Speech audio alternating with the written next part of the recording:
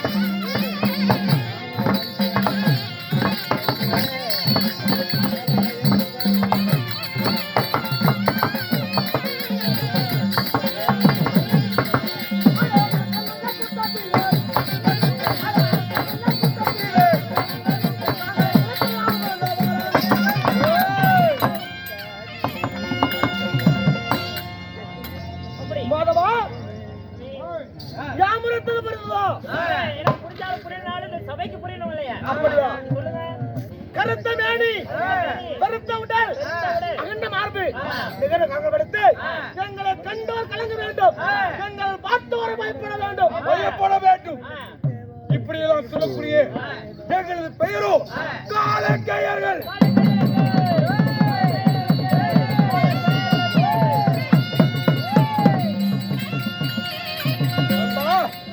அப்படி காலக்கையர்கள் நாங்கள் எத்தனை பேர் பொழுதும் சரியாக 3 கோடி பேர் பொழுதும் 3 கோடி காலக்கையர்கள்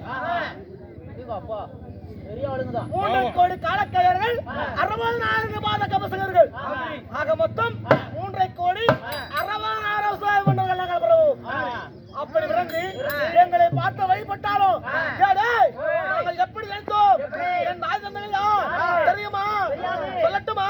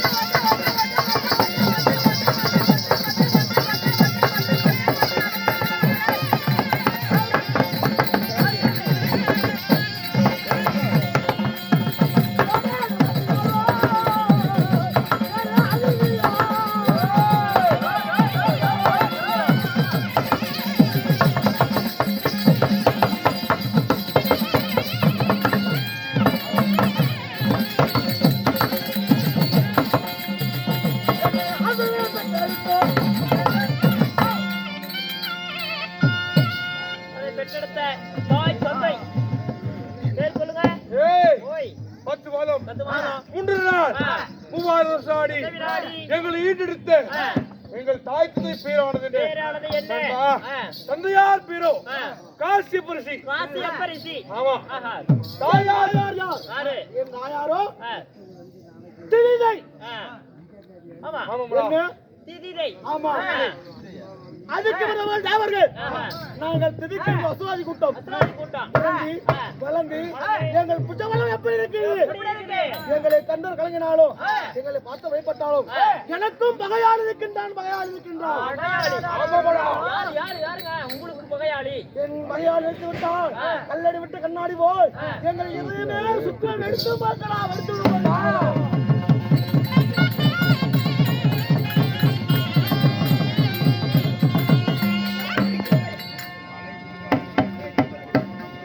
எதிரி யாருங்க? அப்படியேப்பட்ட எதிரி தெரியுமா? என் பகையாளி சொன்னேன், என் பகையாளி அப்படியா?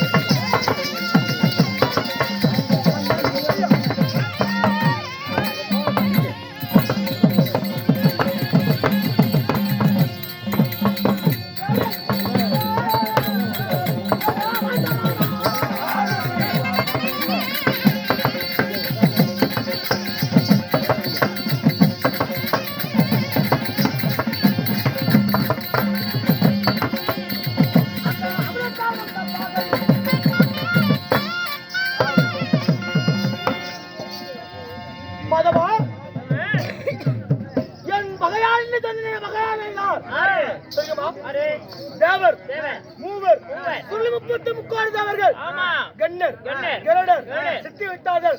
சுருக்கமா சொல்ல போனால் அந்த தேவர்கள் எங்களுக்கு பகையாக வந்து வாய்த்தார்கள். அந்த தேவ பூச்சிகள் சண்டாள சதிகாரர்கள் சதிகாரி பெற்ற பலிக்காரர்கள் எங்களுக்கு எதிரானாங்க. ஆமா. ஏன் பகை? தேவர்கள் யாரு, நீங்க யாரு? எதனால் பகை வந்தது? என்ன காரணம்? தேவர்களோ என் பெரிய தாய் மக்கள், நாங்களோ சிறிய தாய் மக்கள். அண்ணன் வேடு எப்படி பகையாச்சு? என்ன காரணம்? அமிர்தத்தால் வந்த பகை எங்களுக்கு ஆறவில்லை, தீரவில்லை. அமிர்தத்தால் வந்த வினை. ஆமாடா. என்னாச்சுங்க அமிர்தத்தால? எதனால் பகை வந்தது? என்ன காரணம்? தேவர்கள் ஒரு நாள் தேவலோகத்திலே தேவாமிர்தம் கடையணும்னு தேவரம் கடைந்து பார்த்தாங்க. ஆனா தேவாமிர்தம் கடையும் அளவுக்கு அந்த தேவரிடத்துல புஜபலமானது கிடையாது. அப்ப எங்களை வந்து கூப்பிட்டாங்க யாரு தேவர்கள். என்ன சொல்லி கூப்பிட்டாங்க? அசுரர்களே, அமிர்தம் கடையணி உதவினால் அமிர்தத்தை எதிர்ப்புதான் சரி ஆளுக்கு பாதி என்று நிபந்தனை வைத்து அமிர்தம் கடைய கடைய பால்வதம் தேவர்கள் விடுத்தார்கள். தலைவர் அசோக மன்னர்கள் விடுத்தோம். அமிர்தம் எப்படி கிடைந்தோ? சத்த சமுத்திர தயிர் பானை. சத்த சமுத்திரத்தை தயிர் பானை. ஆமா. மலைக்கெல்லாம் பெரிய மலை என்ன மலை? என்ன மலை? மந்திரகிரி மலை. மந்திரகிரி மலை. சத்த மந்திரகிரி மலை மஸ்தாக வச்சு ஆதிரசன் பாம்பை அதை கயிறாக வச்சு சந்திரன் தூணா வச்சு அமிர்தம் கடைய அமிர்தம் கடைய கடைய அவருக்கு என்னென்ன வருவது? பட்டத்து வெள்ளை யானை, பாரிஜாதி மலர், பூச்சக்கர கொடை, தங்க கடாரம், ஆமலன் பசு, கற்ப வெளிச்சம், அவ்வளவு ஏன் அளவனான சப்த கன்னிகள், 7 நாட்டிய பெண்கள், இந்திராணி சகலம் அமிர்தத்திலே பிறந்தது. அது மட்டுமா அமிர்தமும் பிறந்தது. அமிர்தமும் வந்தது. ஆமா. சரி. அப்ப அமிர்தத்துக்கு பின்னாடி மதுவும் பிறந்தது. ஆமா. அந்த அமிர்தத்தை நினைச்சாங்க தேவர்கள். ஐயோ, அமிர்தத்தை அசுரர்கள் சாப்பிட்டா எப்ப சாப்பிடுறோமோ அந்த இளமை குறையாம இருக்கும். அவங்க குடிச்சுட்டா மூர்க்க குணம் புத்தாட்டத்துல நம்ம செஞ்சுட்டா நம்ம என்ன செய்யறது? அதனால இந்த மதுதான் அமிர்தம் அவங்க கொடுத்துடலாம் சொல்லி மது வெங்கட்டு கொடுத்தாங்க. அவங்க சனபராரமாக இதுதான் அமிர்தம் நினைச்சு மதுவை நாங்க குடிச்சோம். ஆமா. குடிச்ச பிறகு தெரிஞ்சது எங்களுக்கு போதை ஏறிச்சு. மது குடிச்சதும் மாமிசம் கேட்டோம். மாமிசம் கொடுத்தாங்க. மதுவும் மாமிசம் சாப்பிடுறது மங்கையும் கொடுத்தாங்க. ஆமா. அப்பதான் தெரிஞ்சது நம்மளுக்குதான் மது மாமிசம் குடிச்சிட்டாங்க. அவங்களும் இத குடிச்சிருந்தா நம்மளாட்டதான் இருப்பாங்க. ஆனா அவங்க அமிர்தத்தை சாப்பிட்டனாலதான் என்று இளமை குறையாம இருக்கிறாங்க. அப்படி நினைச்சுக்கிட்டு ஏடே யாவர்கள் நம்ம அமிர்தங்களை சூழ்ச்சி நம்ம ஏமாத்திட்டாங்க, நம்ம சும்மா இருக்கிறது அப்படின்னு நாங்க 3.5 கோடி 60,000 பேரும் திருப்பத்தூர் காளியம்மன்